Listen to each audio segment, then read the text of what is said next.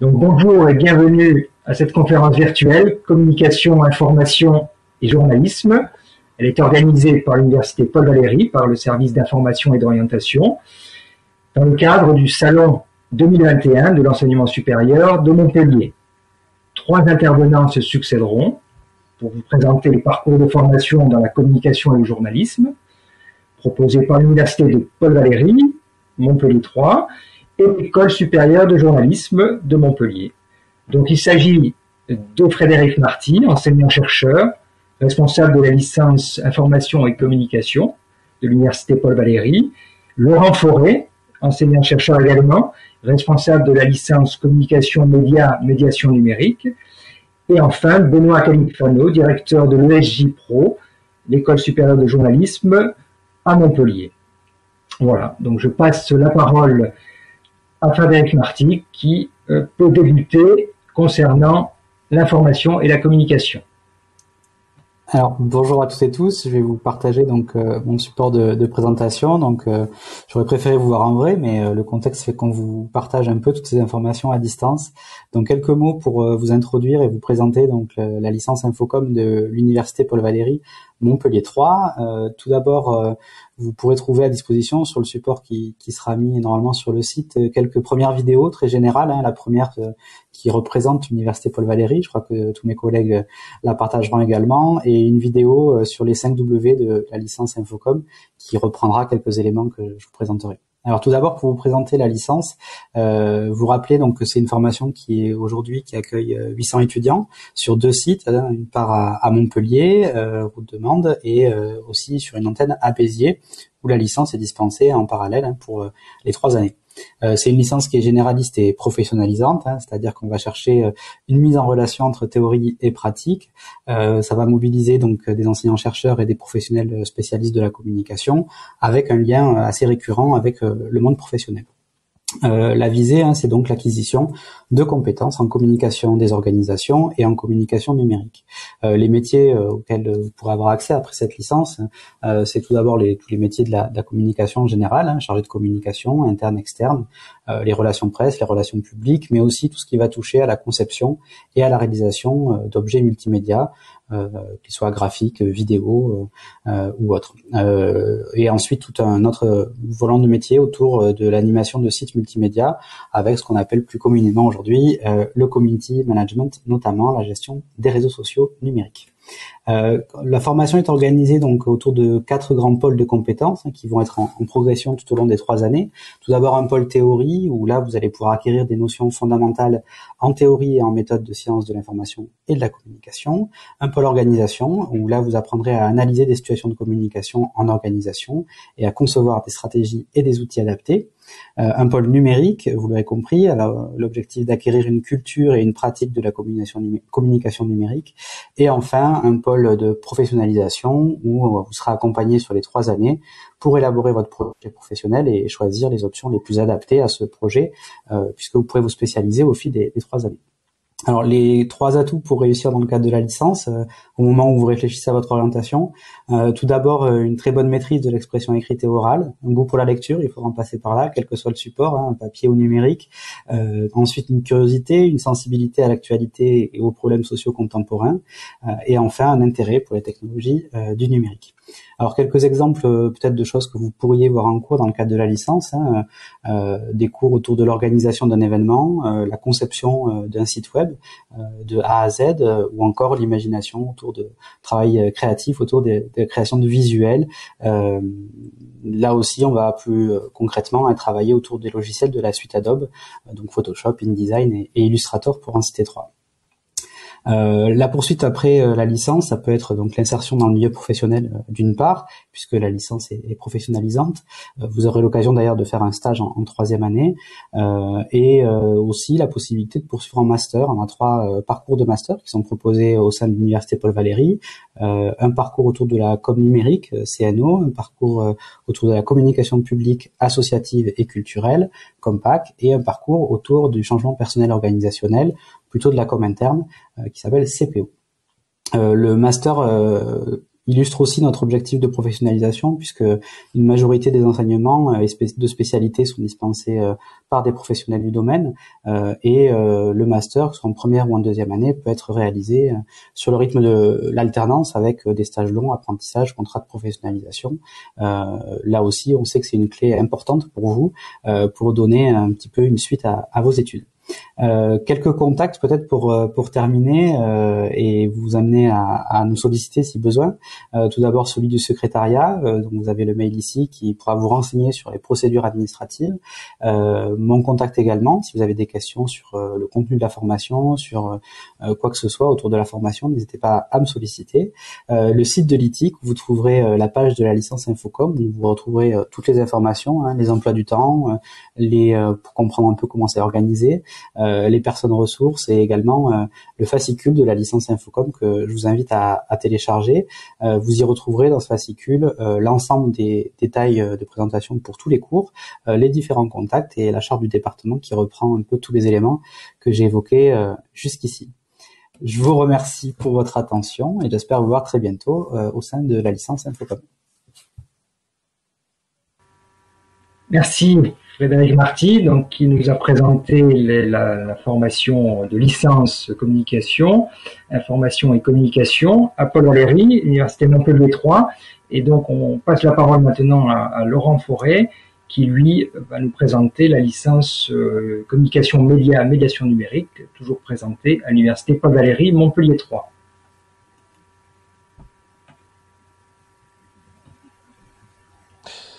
Bonjour à tous. À mon tour, je dois vous dire que si je suis heureux de pouvoir vous proposer aujourd'hui la présentation de la licence Sciences du langage et plus particulièrement des parcours CMM et CMM-ESJM, je suis quand même au regret de ne pas le faire en présence comme nous avons pu y procéder les années précédentes et j'espère que nous pourrons très vite nous revoir dans différentes réunions et différentes formes de participation. Alors, je voudrais vous présenter en quelques mots cette fameuse licence Sciences du langage dont je viens de parler rapidement. Elle comporte à l'heure actuelle plusieurs parcours qui sont liés à l'étude et pratique du français, au langage, langue et société, et surtout, pour ce qui me concerne aujourd'hui, à un parcours qui s'appelle communication, médias et médiation numérique, qui se trouve associé à un parcours également CMM, mais lié à l'École supérieure de journalisme de Montpellier, que représentera dans un instant Benoît Califano. En fait, cette forme de parcours est dite partenariale, puisqu'elle est à la fois avec une université et une école spécialisée, professionnelle en l'occurrence, pour le journalisme. Alors, on ne dira jamais, évidemment, assez l'importance du langage, à la fois dans la dimension culturelle, dans les échanges, dans la construction de la pensée, dans la communication, même si le langage ne fait pas tout, l'importance de l'étudier, à la fois en recherche et puis surtout pour des étudiants qui pourraient en acquérir au moins une base générale qui est de culture commune et de culture générale, nous semble essentiel. Étudier aussi à travers les discours qui circulent dans les espaces privés et publics, cette forme d'activité langagière et communicationnelle, avec un accent qui est mis, bien sûr, sur les processus de production pour comprendre, interpréter et produire à son tour des discours. Cela nécessite bien entendu des procédés avec rigueur, mais avec aussi une grande ouverture d'esprit. La curiosité intellectuelle est importante dans ce parcours, puisqu'il est à la fois destiné à observer les mutations en cours dans les espaces publics, et les espaces qui sont ceux de notre culture et de notre société actuelle, mais aussi pour permettre d'éprouver de nouvelles méthodes, d'éprouver des méthodes qui sont orientées vers des pratiques renouvelées, en particulier celles des écritures numériques, mais non seulement. Les attendus de cette licence sont connus, vous y avez accès sur la plateforme Parcoursup.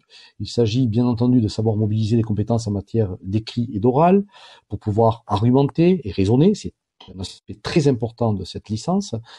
Il faut, bien sûr, comme dans toutes les autres licences du reste, disposer d'un bon niveau dans une langue étrangère, avoir un intérêt pour une approche scientifique, rigoureuse, faire preuve, je l'ai dit, de curiosité intellectuelle pour le fonctionnement du langage humain et d'autres aspects, bien entendu, et pouvoir essayer de s'organiser de façon autonome. Il y a du reste un accompagnement à ce travail universitaire dans le cadre de la première année de licence.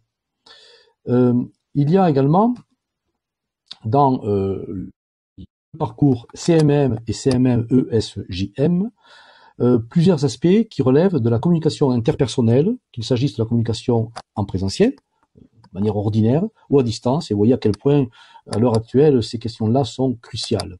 Malheureusement, bien sûr, pour des raisons liées à la crise sanitaire, mais également, au-delà, pour des raisons simplement de télétravail qui visent à se généraliser, ou tout simplement à nous rapprocher, donc pas forcément pour le meilleur, mais parfois pour le bien aussi. L'étude des médias, en particulier les médias traditionnels et généralistes, et les nouveaux médias, ce qu'on appelle nouveaux médias depuis quelques temps déjà, depuis un certain nombre d'années déjà, mais également de la médiation culturelle et en particulier numérique. Ces éléments sont dispensés tout au long d'une année socle qui va permettre ensuite une spécialisation chaque année par l'obtention en fait d'unités d'enseignement qui relèvent d'une spécialisation progressive, c'est-à-dire en particulier par des jeux d'options, et tout cela va permettre d'aller vers une diplomation permettant d'obtenir le grade de licence. Dans le cadre de la licence partenariale et du rapprochement avec l'ESJM, en fait, il s'agit d'une certaine façon d'un double diplôme. Premièrement, il y a la licence que j'évoquais, c'est-à-dire celle qui concerne les sciences du langage avec le parcours CMM-ESJM, et d'autre part, l'obtention, sur laquelle reviendra sans doute Benoît Califano dans un instant, d'un diplôme d'établissement que délivre l'ESJ Pro. Il faut veiller à bien entendre la chose suivante. Il y a bien sûr nécessité de s'inscrire sur Parcoursup pour pouvoir se présenter à la candidature et de prendre contact avec le SJ Pro pour pouvoir bien comprendre le parcours de formation. Mais il y a surtout des frais complémentaires qui sont associés à cette double diplomation. Il y a les frais universitaires traditionnels, puis il y a des frais d'inscription complémentaires qui peuvent être reliés au barème des bourses. J'ai déjà dit qu'il fallait avoir un intérêt marqué pour les médias et le numérique. Dans le cas de CMM-ESJM, il faut avoir un intérêt marqué pour le journalisme, l'actualité, et bien sûr toujours médias et numérique, maîtriser une bonne culture générale, faire preuve bien entendu de curiosité pour le monde environnement et la société, et puis déployer un certain intérêt pour l'investigation, pour l'écriture en particulier, toute forme d'activité éditoriale. On vous recommande d'ailleurs, dans votre lettre de motivation, quand vous déposez votre dossier sur Parcoursup, de faire état de vos réflexions, de vos travaux, de votre activité dans ces divers domaines et sur ces divers items. Il y a, bien entendu, pour aller dans le détail de l'organisation de la L1, je vais y procéder rapidement et succinctement.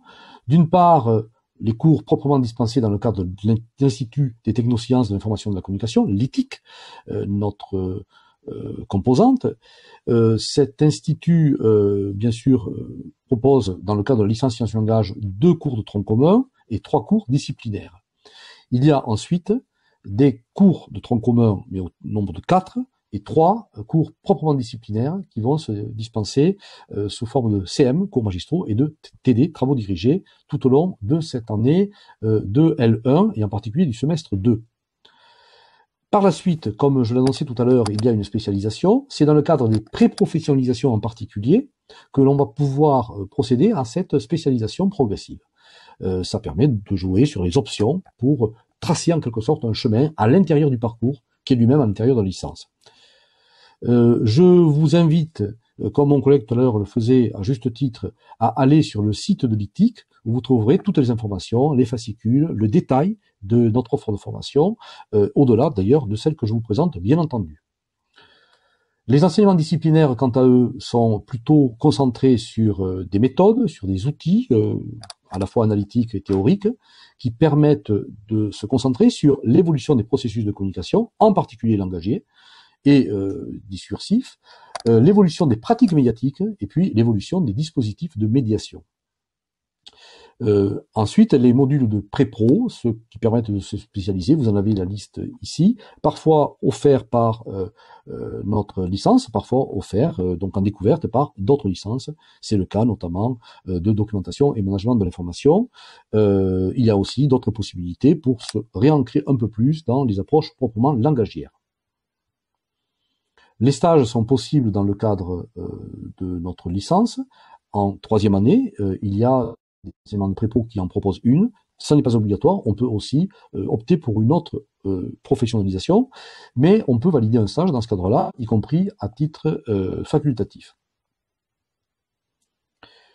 Il y a bien entendu la possibilité de poursuivre ses études en master au terme de son parcours de licence, et dans ce cadre-là, on peut le faire à l'intérieur du département des sciences du langage au titre des mentions suivantes: humanité numérique, sciences du langage, ou encore français langue étrangère.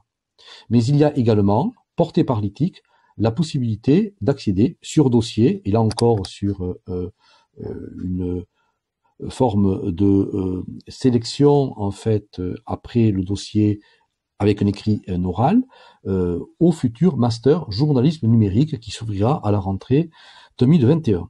Il y a bien entendu toujours accès possible, sous condition et sur dossier, à tous les autres masters de l'Université Paul Valéry et au-delà, pour tous ceux qui acceptent des licences sur dossier venant de quelque université que ce soit.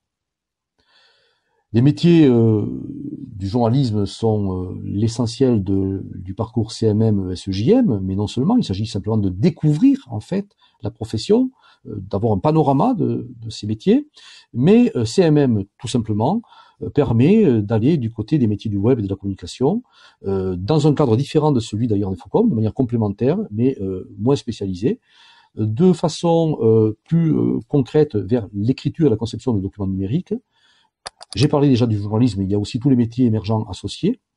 Et puis, il y a évidemment, pour ce qui relève de la médiation culturelle en particulier, l'animation, la conception de projets culturels numériques, la formation à distance, qui est encore une fois un enjeu actuel, mais qui, depuis des années, est porté par notre institut et par cette licence en particulier, par certains masters également, qui est relié à ce qu'on appelle l'ingénierie pédagogique ou le e-learning, qui est effectivement aujourd'hui un secteur en pleine expansion.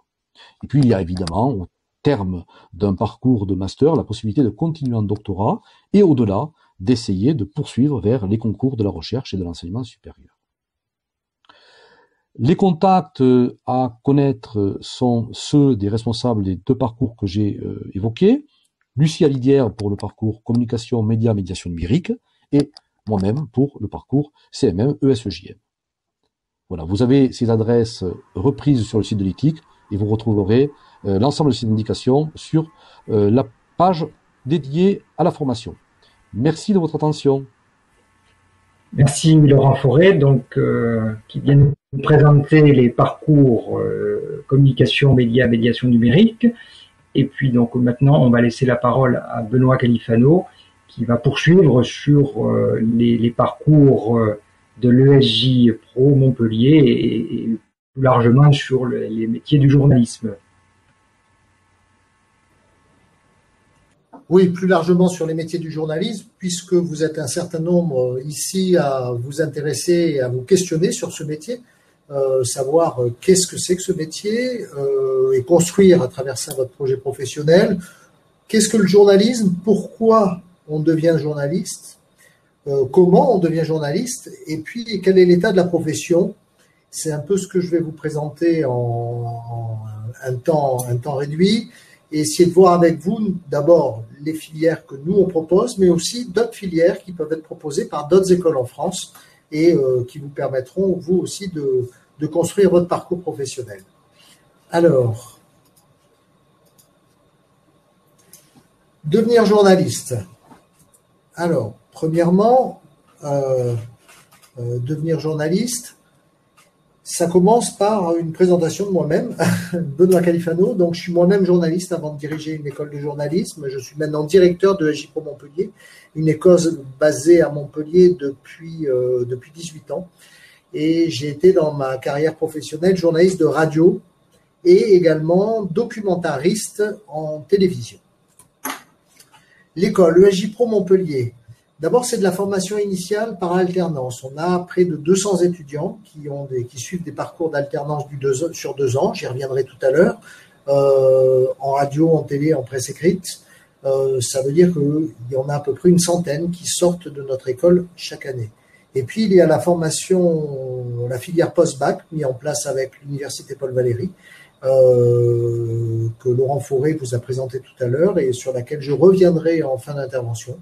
Et celle-là représente à peu près 75 étudiants en tout, puisqu'il y a des étudiants en L1, en L2 et en L3. En moyenne, 25 étudiants par promo, ça fait donc 3 fois 25, 75. Alors, le métier de journaliste, c'est un métier qui fait rêver.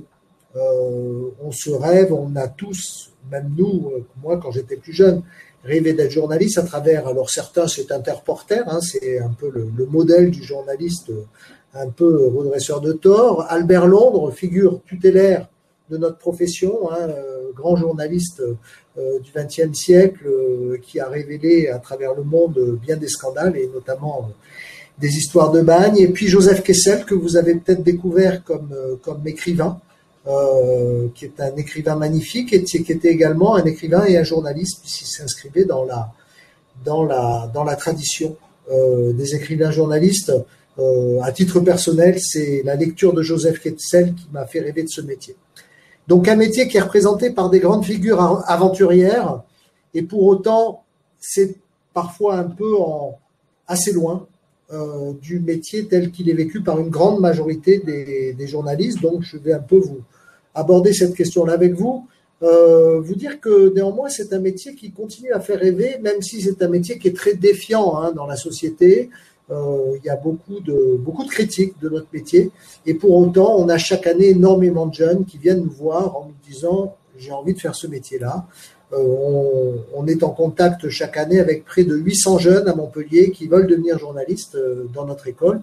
Il n'y en a pas 800 qui le deviendront en tout cas pour tout un tas de raisons. Mais en tout cas, il y a toujours beaucoup d'étudiants qui ont, beaucoup de lycéens qui rêvent de faire ce métier-là. Alors, on va un peu déconstruire le mythe. Hein. Tintin Reporter, c'est un peu le mythe. Nous, on va essayer de le déconstruire un peu pour mieux le reconstruire. Pourquoi on devient journaliste? Il y a des bonnes et des mauvaises raisons.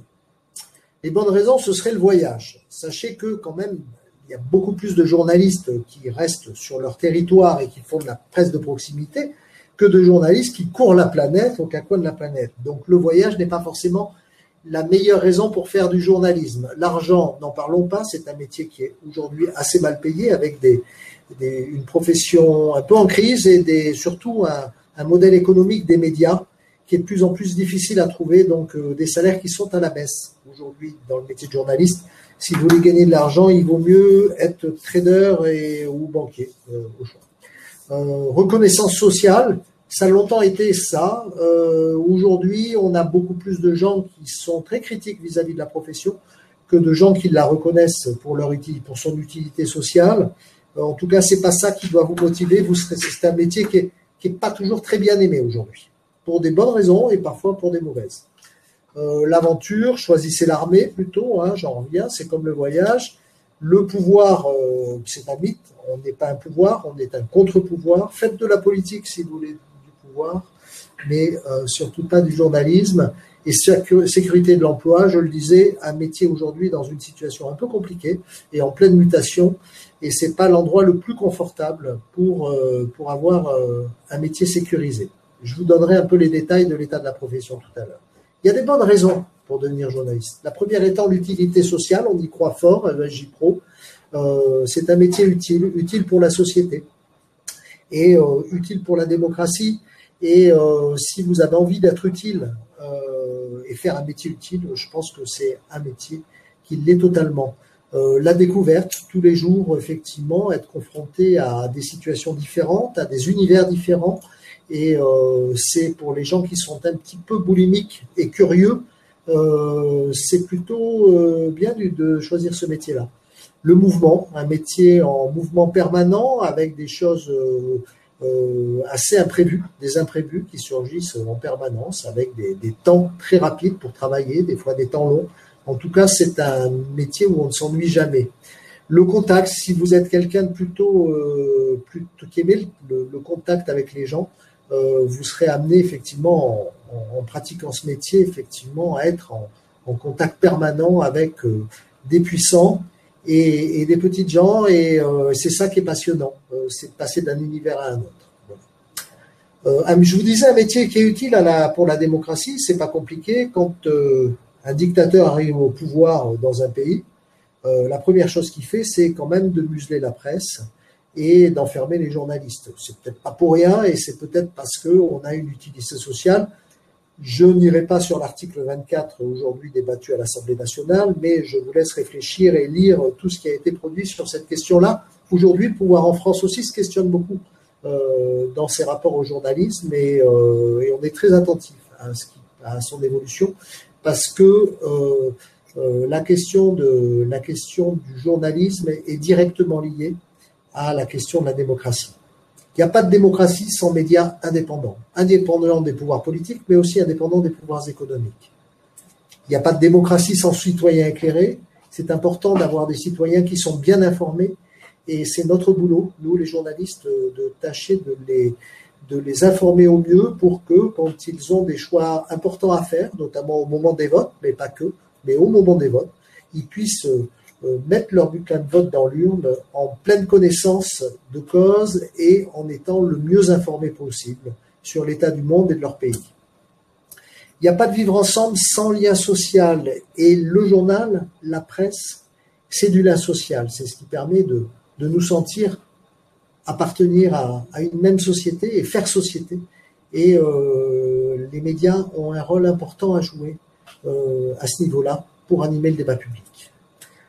On dit souvent dans notre école qu'on est des citoyens professionnels. Moi, j'aime bien cette définition. On est des citoyens professionnels, et notre rôle principal, c'est d'animer la démocratie. Qu'est-ce qu'un journaliste? Alors, à la différence d'un médecin ou d'un avocat, un journaliste, on n'a pas besoin de diplôme pour faire du journalisme. N'importe quelle personne qui pratique ce métier peut devenir journaliste. Si vous voulez être médecin, il est interdit par la loi d'exercer la médecine sans avoir un diplôme de médecin. C'est la même chose pour un avocat ou un juge, et pour un enseignant également.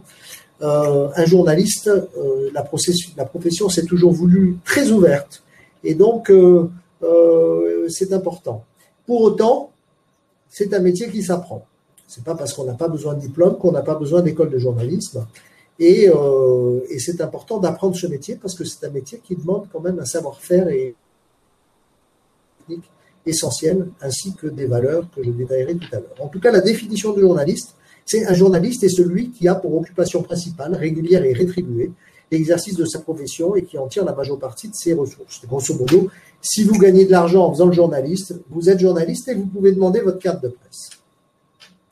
Le rôle du journaliste, c'est d'abord informer le citoyen. Informer, ça veut dire quoi? Ça veut dire veiller, être en veille sur l'information et regarder ce qui se passe sur son territoire, à travers le pays, à travers le monde, et être en alerte à travers de multiples sources pour collecter des informations. C'est choisir ces informations. Il y a toujours énormément d'informations, et notre boulot, c'est de les choisir et d'estimer quelles informations semblent importantes à porter à la connaissance du citoyen. C'est collecter ces informations à la fois sur le terrain, sur Internet, en rencontrant des gens, en allant recueillir de l'image, de la photo, du son, de la parole, du témoignage et de l'expertise. Et c'est cette collecte qui fait que ce métier est passionnant. C'est la vérifier, hein, c'est pas parce qu'on a collecté une information qu'elle est bonne, et donc on la vérifie plusieurs fois, avec plusieurs sources différentes, pour pouvoir garantir aux citoyens, pas forcément la vérité absolue, mais qu'on a fait un boulot maximal pour s'approcher le plus possible d'être des chercheurs de vérité. Hiérarchiser l'information.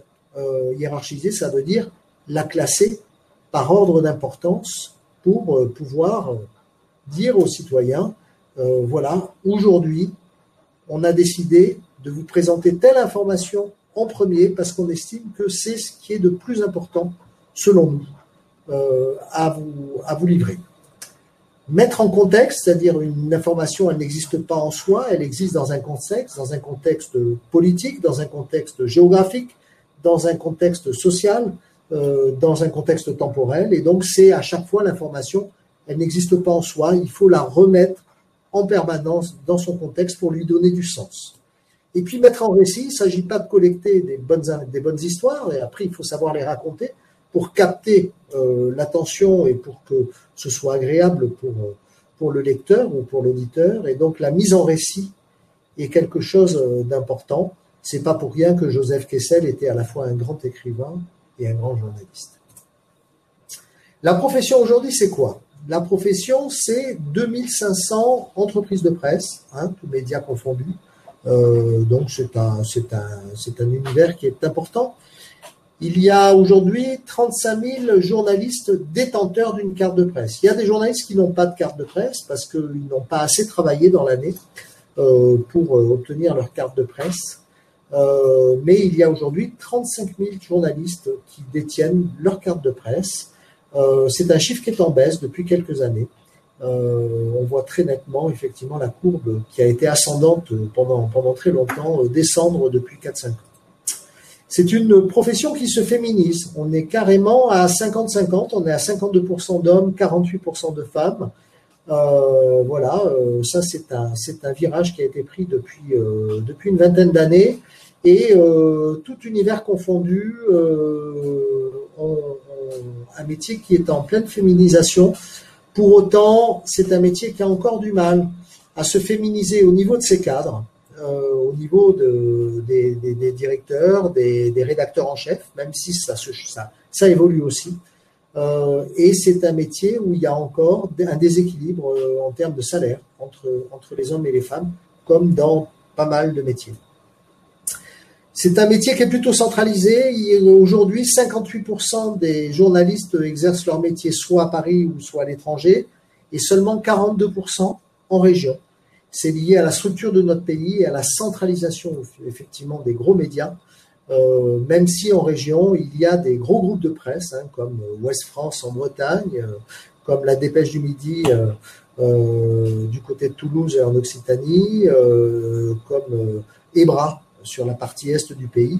La presse quotidienne régionale continue à être très implantée dans nos régions, mais la majeure partie des journalistes sont à Paris. C'est un métier qui se précarise. Aujourd'hui, 28% de notre profession est en CDI, en contrat à durée indéterminée, 48% en pigistes. Les pigistes, c'est des journalistes qui sont payés à l'article ou au reportage qu'ils font, c'est-à-dire que s'ils font beaucoup de reportages, ils ont un bon salaire à la fin du mois, et le mois suivant, s'ils ont fait très peu de reportages, ils ont très peu de salaire. Donc c'est très précaire. Et il y a à peu près un quart de contrats à durée déterminée, c'est-à-dire des journalistes qui sont recrutés dans un média pour une durée de temps, pour 3 mois, pour 6 mois, pour 1 an. Pour vous donner un ordre d'idée, il y a 10 ans, 60% des journalistes étaient en contrat à durée indéterminée. Donc on est passé de 60 à 28% en 10 ans, c'est-à-dire ça s'est divisé plus que par 2, ce qui est un signe de la précarisation de nos métiers. Donc c'est ce que je vous disais tout à l'heure, c'est pas le métier le plus confortable, même si ça reste un métier passionnant. Les employeurs, le premier employeur des journalistes, ça reste encore la presse écrite, puisque 57% des journalistes travaillent en presse écrite. C'est en baisse depuis 10 ans, une baisse forte. La télé est en hausse, la télé recrute de plus en plus de journalistes, on est aujourd'hui à 18%, et c'est notamment lié à l'émergence des télés, des chaînes d'information continue, type BFM, CNews, pour le meilleur et pour le pire.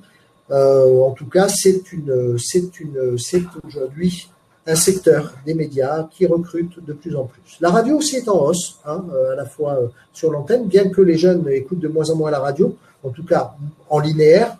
En tout cas, depuis 10 ans, c'est un secteur qui recrute, et notamment aujourd'hui avec l'explosion de ce qu'on appelle les podcasts, qui sont aujourd'hui une autre forme d'écoute de la radio, et qui redonnent effectivement beaucoup de place à la radio et à l'audio dans l'information. Il y a les agences qui restent stables. Les agences, c'est les agences de presse. Vous les voyez peu, vous, puisqu'elles travaillent essentiellement pour les médias. C'est eux qui fournissent une partie de l'information qui après est traitée par les journaux. C'est l'AFP en France, l'agence France Presse notamment, mais il y en a d'autres. Et donc, ça représente quand même 9% des journalistes. Et puis il y a ce autre qui grimpe. Ce autre, ce sont les nouveaux médias qui apparaissent, qu'on appelle les pure players, c'est-à-dire des médias qu'on ne trouve aujourd'hui que sur le web ou sur les réseaux sociaux. Il y en a certains qui sont aujourd'hui très populaires, notamment sur votre génération. Je pense à Combini, je pense à Brut. Et puis il y a des médias comme Mediapart, qui est un média d'investigation. Il y a de plus en plus de médias exclusivement sur le web qui apparaissent, certains qui sont gratuits, d'autres qui sont payants. Une profession en pleine mutation, parce qu'aujourd'hui, les journalistes n'ont plus le monopole de la diffusion de l'information, puisque n'importe quel citoyen peut diffuser de l'information. Un média qui se transforme énormément, le paysage des médias qui se transforme avec l'apparition de ces nouveaux médias, et donc une fragilité des modèles économiques, puisque c'est de plus en plus difficile pour un média, et notamment par exemple pour la presse écrite, de vendre son journal et de trouver des recettes publicitaires. Et donc, c'est une pleine mutation de notre métier. C'est une mutation aussi parce que les usages des citoyens changent, leur manière de s'informer, et votre génération en est l'exemple important. Des nouveaux supports, notamment tous les écrans, qui permettent d'avoir une information multi-support et de demander une information multi-support. Et nous, journalistes, on doit être capable aujourd'hui de produire pour plusieurs supports. Avant, j'étais journaliste radio, je travaillais pour la radio. Aujourd'hui, je travaille pour la radio et pour le web. C'est pareil pour la télé, c'est pareil pour la presse écrite. La mobilité qu'on doit intégrer dans nos productions. Aujourd'hui, il y a beaucoup de gens qui s'informent en bougeant. Avant, bouger, ça voulait dire allumer l'autoradio dans sa bagnole. Aujourd'hui, bouger, ça veut dire avoir l'information sur son smartphone et suivre l'information en mouvement en permanence, ce qui a des conséquences sur la manière, la forme que doit prendre l'information qu'on livre aux citoyens. Aujourd'hui, il y a des flux qui sont accessibles et qui sont gratuits, tout un tas de flux d'informations qui vous arrivent directement sur votre smartphone et qui disent que vous n'avez pas forcément besoin d'aller payer pour avoir de l'information. Et si on veut que les médias aient des moyens de faire vraiment leur travail, il faut qu'ils aient de la ressource, donc il faut que le citoyen et que l'internaute et que le lecteur puissent avoir envie de payer pour une information. Et pour avoir envie de payer pour une information, il faut que cette information soit de qualité et une vraie plus-value. Et c'est comme ça que des médias comme Mediapart, aujourd'hui, réussissent à avoir un modèle économique qui est équilibré et qui permet de financer l'information par les internautes. C'est important parce que ça leur permet d'être totalement indépendants. C'est le citoyen qui paye pour avoir une information sur Mediapart. Mediapart, leur slogan quand ils se sont lancés, c'était les seuls qui peuvent nous acheter, c'est vous. Voilà. C'est une manière d'affirmer leur indépendance. Il n'y a pas de médias indépendants s'ils ne sont pas économiquement indépendants. Aujourd'hui aussi, on doit intégrer, quand on fait ce métier, les réseaux sociaux, puisqu'aujourd'hui, tout se partage. Donc, c'est à la fois un espace pour collecter de l'information, c'est un espace pour diffuser de l'information, et c'est aussi un espace pour interagir avec les citoyens. Et ça, c'est des nouvelles manières de travailler pour nous. Et puis, il y a les intox, les rumeurs, les théories du complot. On les a vus se diffuser beaucoup lors des dernières campagnes présidentielles aux États-Unis. On n'y échappe pas en France. Et aujourd'hui, notre boulot, c'est d'aider le citoyen à y voir clair dans cette infobésité et dans cette intoxébésité qui nous arrive de toutes parts. Et parfois, c'est difficile de faire la part des choses entre le vrai et le faux. Et c'est pour ça qu'il faut des gens bien formés pour ça. Comment on devient journaliste? Alors d'abord, il y a de la formation initiale, classique. 14 écoles reconnues en France. C'est sur concours, c'est des concours difficiles, c'est plutôt des écoles qui se font à Bac+3. Généralement, on fait un cursus de licence et puis en dernière année, on prépare énormément les concours de ces écoles qui sont très sélectives. On peut faire des sciences politiques, de l'économie, de l'histoire, des lettres. Il y a beaucoup de jeunes qui font sciences politiques pour après passer les concours des 14 écoles reconnues.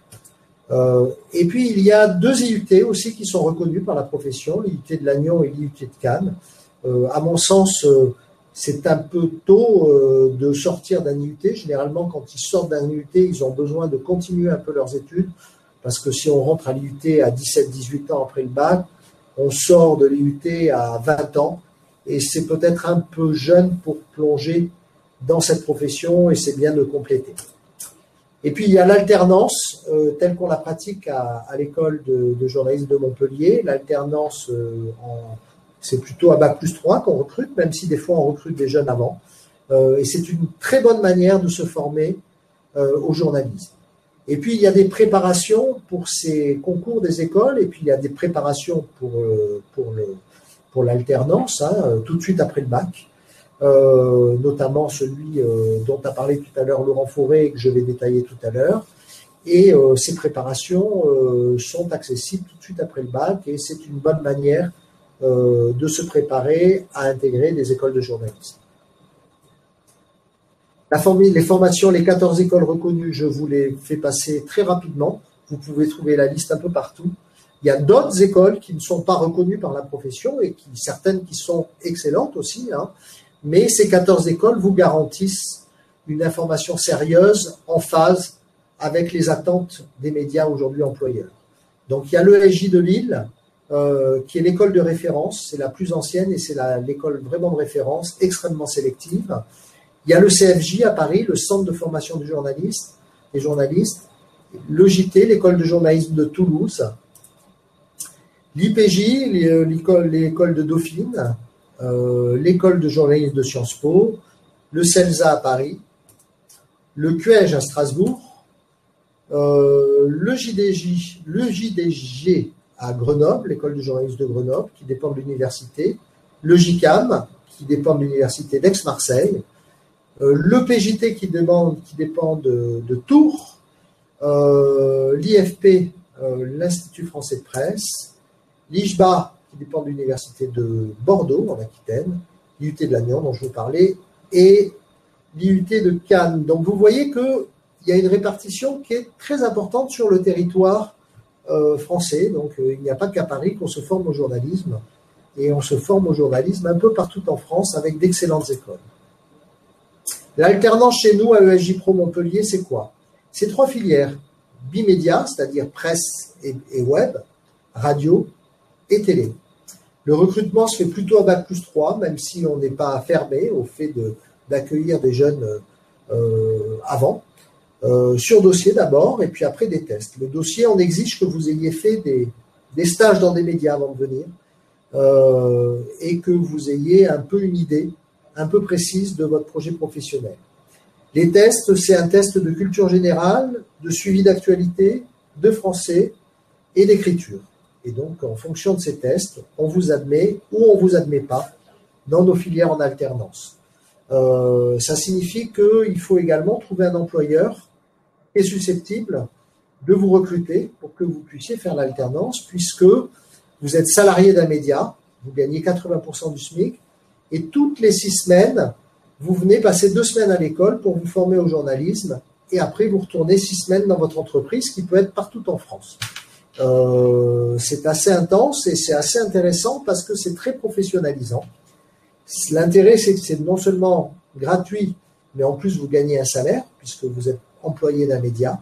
Ça dure 2 ans, et c'est aujourd'hui une manière de se former au métier qui est très appréciée par la profession parce que c'est très professionnalisant et ça donne des jeunes qui, quand ils sortent de ces 2 ans d'alternance, ont totalement intégré les attentes des entreprises de presse.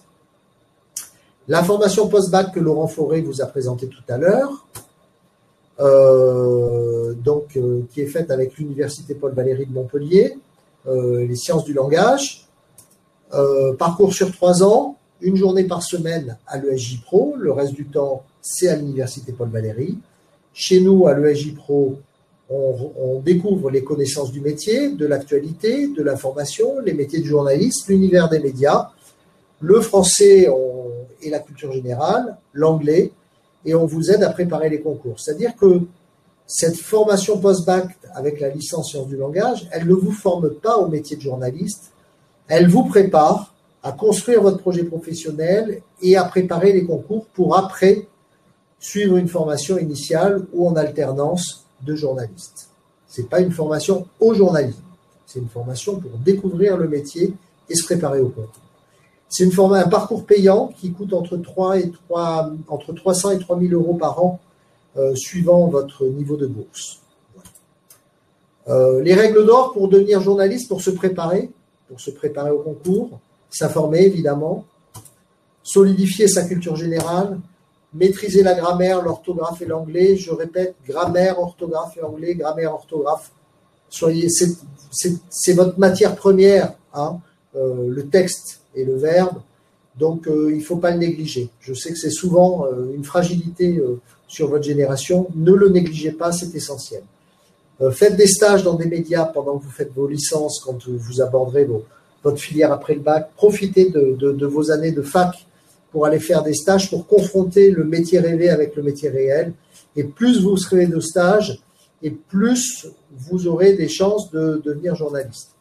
Et puis, bien préparer les concours. Hein, on n'y va pas les mains dans les poches, ça se prépare. 1-2 ans avant de les passer.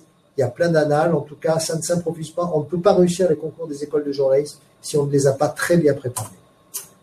Voilà, toutes les informations sur nos filières, esj-pro.fr.